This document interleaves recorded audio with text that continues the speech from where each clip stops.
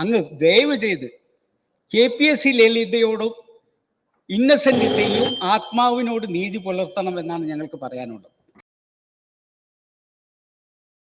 നെഞ്ചക്ക് കണ്ടെത്തിയിരിക്കുന്നത് സർ. ആ അടി നടക്കുമ്പോൾ ആ പിതാവ് ആ ഭാഗത്തുണ്ടായിരുന്നു എന്ന് എല്ലാവരും സാക്ഷി പറയുന്നു സർ. സർ, ആ പിതാവിൻ്റെ പേരിൽ പോലീസ് എന്തുകൊണ്ട് നടപടിയെടുക്കുന്നില്ല? കുട്ടികളെ ഇത്തരത്തിലുള്ള അക്രമത്തിലേക്ക് തിരിച്ചുവിടുന്നതിന് വേണ്ടി പിതാക്കന്മാരും നിൽക്കുന്നു എന്ന് പറയുമ്പോൾ എവിടെ എത്തി നിൽക്കുന്നു കേരളം സർ? അതുകൊണ്ടാണ് പ്രിയപ്പെട്ട രമേശ് ചെന്നിത്തല പ്രിയപ്പെട്ട മുഖ്യമന്ത്രിയോട് പറഞ്ഞത്, അങ്ങ് വിചാരിച്ചാൽ ഒറ്റ ദിവസം കൊണ്ട് അവസാനിപ്പിക്കാൻ സാധിക്കുന്നതാണ് ഇത് എന്ന് ഞങ്ങൾ വിശ്വസിക്കുന്നു. കാരണം അങ്ങയുടെ കീഴിലുള്ള പോലീസ് സർ, അവിടെ ഈ പറഞ്ഞ മാതിരി MDMA രണ്ട് പുതിയ പേരെന്താണെന്നറിയോ? അല്ലെ, രണ്ട് വേറെ പേരുണ്ട്. അതിന് മോളി എന്നും പേരുണ്ട്, എക്സ്റ്റസി എന്നും പേരുണ്ട്.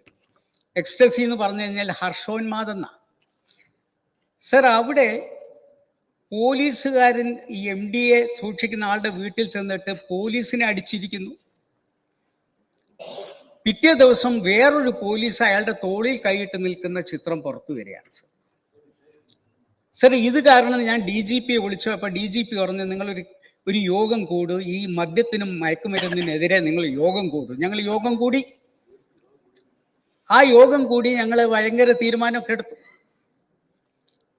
പോലീസ് നമ്മളെ കൂടെ നിൽക്കുമെന്ന് പറഞ്ഞു. പിറ്റേ ദിവസം നോക്കുമ്പോൾ നരിക്കുനിയിൽ പുതിയൊരു ബീവറേജ് തുറക്കുകയാണ്. അപ്പം ഞാൻ പറഞ്ഞു, ഇതെന്താണ് ഇവിടെ നമ്മൾ മദ്യം നിർത്തേണ്ട യോഗം കൂടിയിരിക്കുന്നു, അവിടെ മദ്യം തുടങ്ങുകയാണോ? ആ ബീവറേജ് തുടങ്ങിയെന്ന് മാത്രമല്ല, എൻ്റെ കൂടെ ഇതിന് നിന്ന പോലീസ് മുഴുവൻ ബീവറേജ് ആരെങ്കിലും പൂട്ടാൻ വരുന്നോ എന്നുള്ളതിന് കാവൽ നിൽക്കാൻ അങ്ങോട്ട് പോയിരിക്കുക. ഇത് രണ്ടും ഒരേ DGPയുടെ വായിൽ നിന്ന് വരുന്ന നിർദ്ദേശമാണ് സർ. സർ, എങ്ങനെയാണ് നമ്മൾ നന്നാവുക സർ?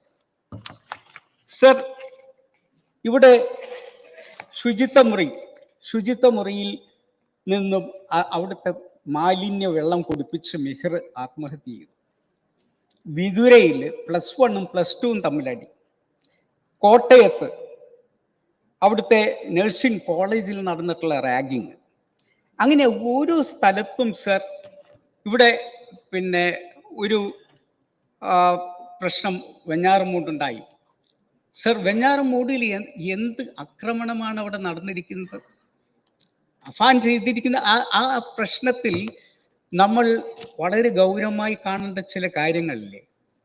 സ്വന്തം അനിയനെ ചുറ്റികൊണ്ട് അടിക്കുക മാത്രമല്ല, മുഖം വികൃതമാക്കാനുള്ള മനസ്സെങ്ങനെ വരുന്നു?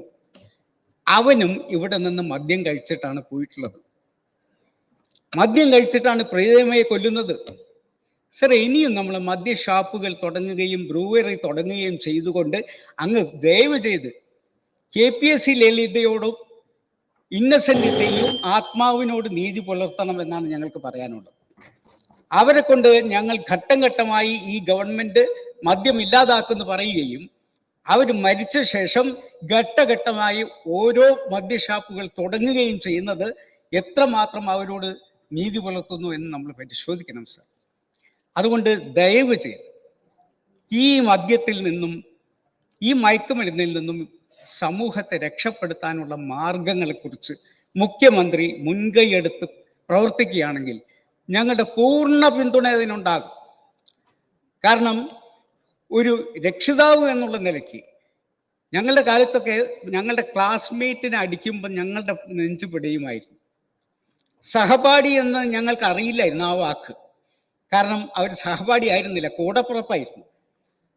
അങ്ങനെ കൂടപ്പിറപ്പായി കണ്ടിരുന്ന ഒരു കാലത്ത് നിന്നും സ്വന്തം സഹപാഠികൾ നെഞ്ചക്ക് കൊണ്ട് മറ്റുള്ളവനെ കൊന്നിട്ട് അതിൽ ആത്മരോധനം കൊള്ളുന്ന, സന്തോഷം കൊള്ളുന്ന, ആത്മഹർഷം കൊള്ളുന്ന ഒരു തലമുറയെ ഇനിയെങ്കിലും നമുക്ക് തിരിച്ചു പിടിക്കണം സർ. അതിനാകട്ടെ ഈ ചർച്ച എന്ന് മാത്രം ഞാൻ പറയുന്നു. ശ്രീ പ്രമോദ് നാരായൺ, അങ്ങേക്ക്